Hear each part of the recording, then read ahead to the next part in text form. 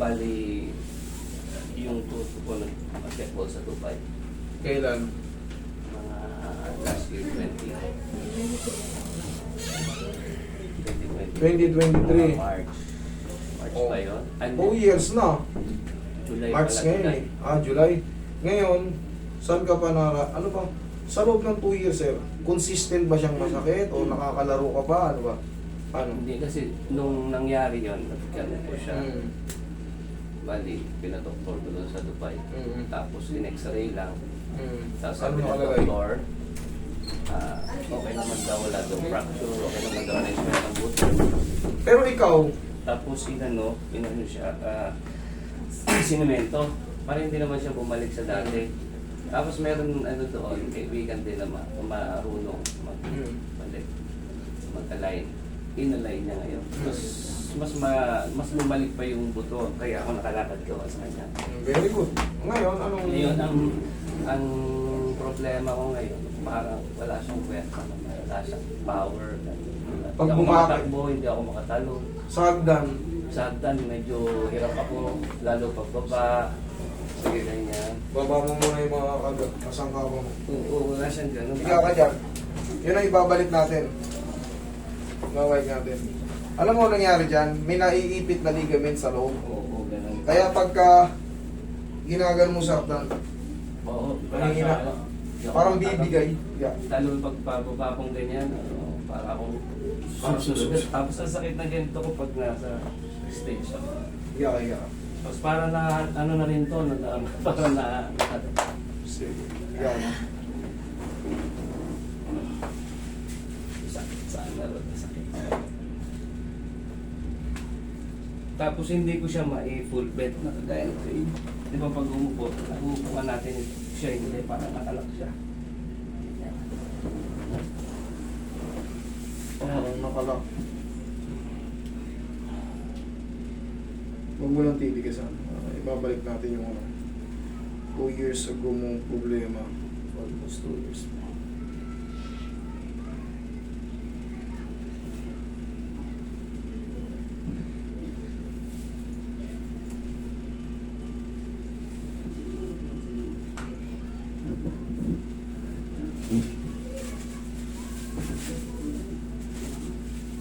Nagbaga mo lang. Yan. Huwag mo lalabanan.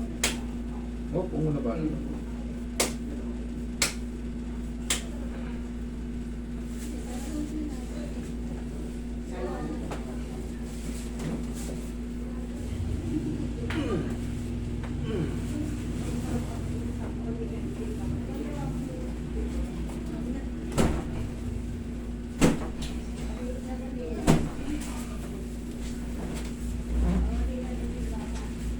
You.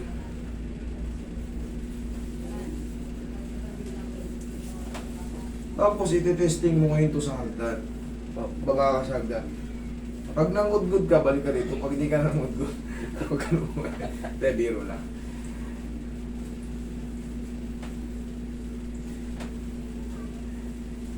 Meron niyang naiipit na ligament sa loob. Kaya ganyan, walang power, walang... Meron tayong tinatawag na ACL, PCL sa gitna. Once na maipit yung ligaments mo, parang feeling mo, ang hina ng tuhod mo, weak ka. Opo, ganun lang. Patuloy, parang...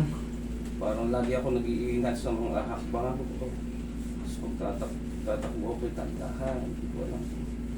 Hindi siya balance.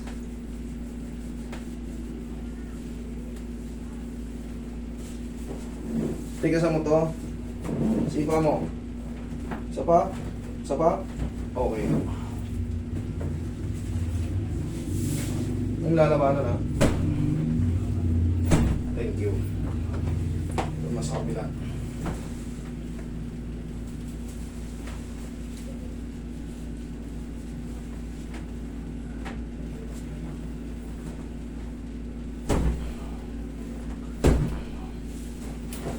Huwag mong ilaglag mo ganyan. Mapipilay ka pagka.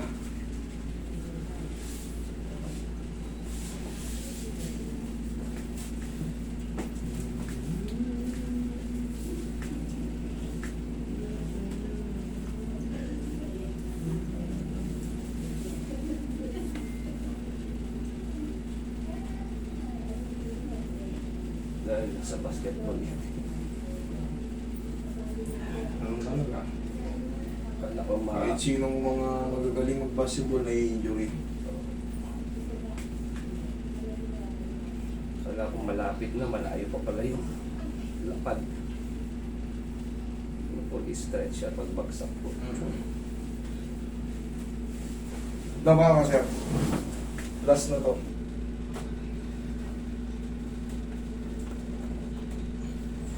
Sige, punta ka rin sa hagdan. Tignan natin. Bumaba ka sa hagdan.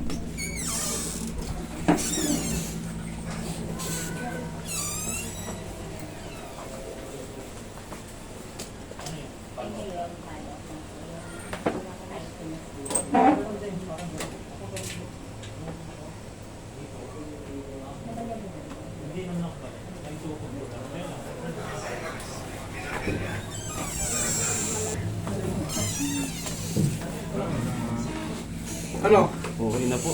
Okay na. Hindi po nananakit yung magaling po mga baba ko dati. Nalay na nga rin siya sa... Alam mo kung bakit? Siyempre, pag wala sa balance yung... Maganda naman yung naitulong ng kaibigan mo rin sa ano. Pero siyempre, kulang. Hindi nakabalance talaga. Ngayon, may stress yung mga ligaments mo pag nadidinan. Katulad yan, pababa. Siyempre, yung katawan natin, ang bigat, pag ganun, palusong. Parang ang hina-hina ng tuhod natin. Parang... Ngayon, oh, tingnan mo. Sige nga. Oh.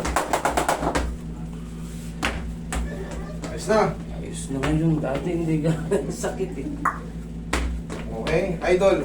Ngayon, wag mo munang ilaro Sa loob ng kulang-kulang 2 taon, sira. Ang pinaka-the best sa gagawin yan, kahit magpalipas ka lang ng mga 3 minimum 3 weeks pataas. Aplos-aplosan mo lang ng pao araw-araw. Tapos, paglagpas ng 3 linggo, ilaro mo. Okay? Sige, thank you. Kaya yung may plan yung tayo... Dahil kumbaga nakikita natin sa mga kasama natin, ay hindi pre, gout yan. Hindi po pwedeng i-determine ng gano'n pag walang basihan. Tsaka, tandaan nyo, huwag yung pangarapin magkaroon ng gout. Naku po, ang sakit niyan. Hindi lang dito magkakaroon ng gout. Pag meron kayong ganyan, tapos ilang buwan na, hindi lang dito. Hindi dito ang gout. Minsan dito... Minsan masakit idiin, nagkakaroon ng imbalance walk. Opo, yun nga. Yun, hindi ito yung huwag yung sabihin ano kagad. Kailangan, meron tayong basihan. Pag nagpa-blood, dito lang to sa imbalance walk mo. Dahil mayroon kayong plantar fasciitis, dyan lang yan. Pinta ko siya. Oh. Pero naman sa plantar. Sakit? Wala. Medyo nararamdaman Medyo. ko. Ito, sa baba. Medyo Wala. hindi pa nararamdaman ko. Dito sa pababa. Oo, malalim. Sa gitna. Oo, din po. Okay, sige. Tiisin mo lang.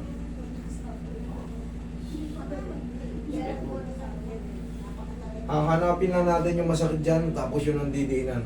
Para lalo ka masaktan. Pero in a few minutes, wala na yan. Mas kaya mo na yan.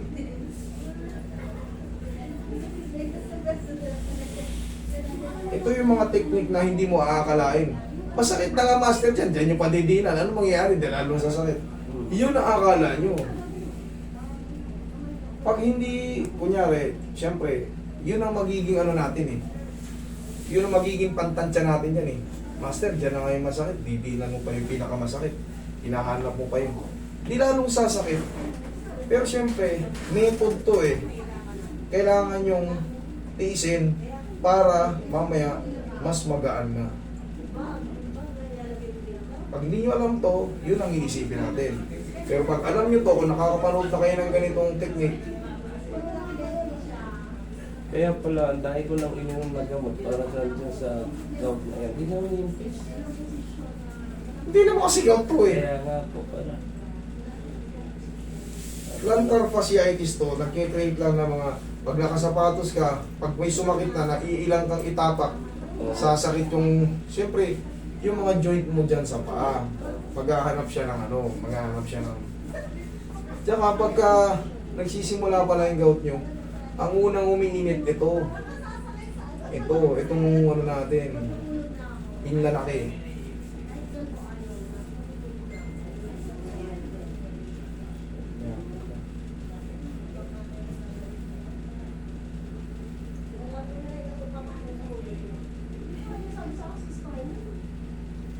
Yan. Oh. Ang init sa loob.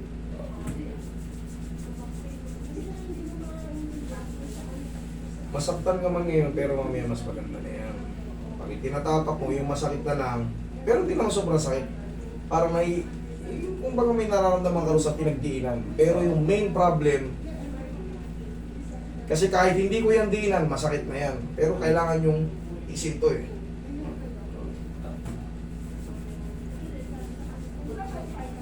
Oh, check mo ngayon. Tsaka yung tapak mo, tignan mo kung masakit pa yun doon sa sinasabi mo gout. Medyo po, pero hindi nakagaya kanina. Okay, hindi na kagaya kanina, meron pa. Saan banda? Saan banda? Ito nga po. Sige, higa ka dyan, higa ka dyan. Yan. Dito. Okay. Huwag mo lalabanan na.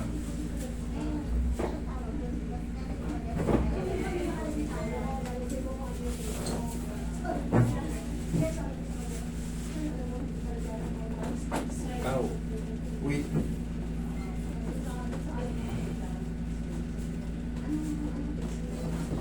May pang haplos, Roy. Huwag mong tigasan. Yan.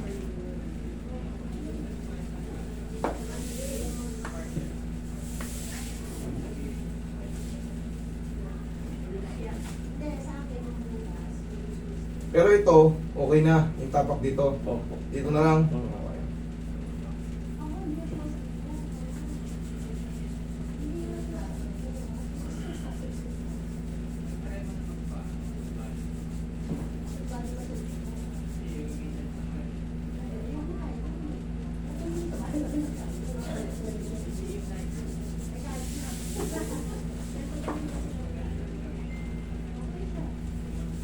Check. In-check.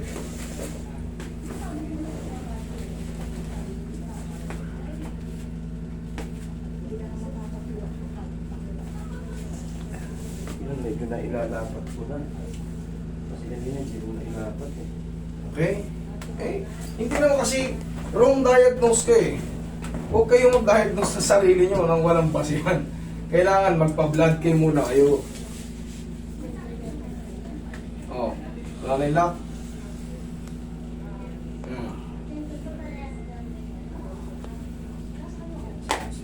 Wala na siguro. Kung meron pang natitirang konting maliit na maliit, 4 to 5 days. Kasi kung mali ang adjustment dyan, mananatili yung pain dyan o madadagdagan. Mananatili siya o madadagdagan. Ganun yun. Pero kung kaya nyo na, may maliit lang na maliit, yun yung pinaka-trauma. Antay ka na naman 4 to 5 days. Boom. Okay? Opo. Sige.